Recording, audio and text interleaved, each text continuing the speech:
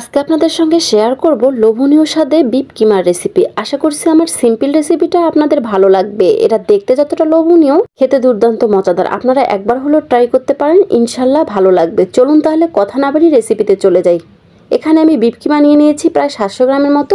চুলোয় একটি প্যান বসিয়ে তাতে পরিমাণ মতো তেল দিয়ে দিয়েছি।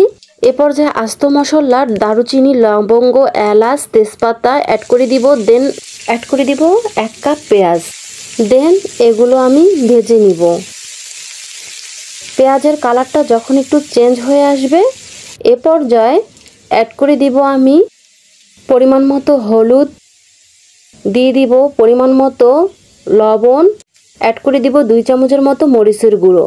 দেন দিয়ে খুব ভালোভাবে কষিয়ে নিব। তারপর অ্যাড করে দিব 1 চামচ আদা বাটা, 1 চামচ রসুন বাটা। দেন খুব ভালোভাবে মশলাটা আমি কষিয়ে নিব। একটু সময় নিয়ে, আপনারা দেখতেই পারছেন খুব ভালোভাবে মশলাটা আমার কষানো হয়ে গেলে এ পর্যায়ে দিয়ে দিব কুচি করা একটা টমেটো।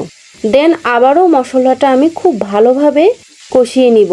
কষানো হয়ে গেলে এর মাঝে এখন আমি বিফ কিমাটা দিয়ে দিব।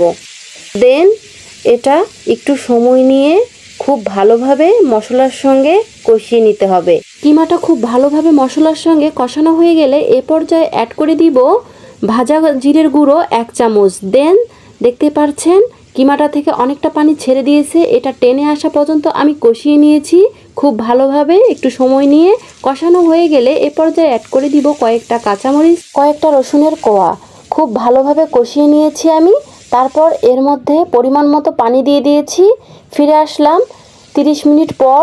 দেখতে পারছেন গাইস, অলরেডি আমার তরকারিটা হয়ে গিয়েছে। এর উপরে দিয়ে দিলাম 1 চামচ ভাজা ধনিয়ার গুঁড়ো। দেন আবারও খুব ভালোভাবে আমি কষিয়ে নিব।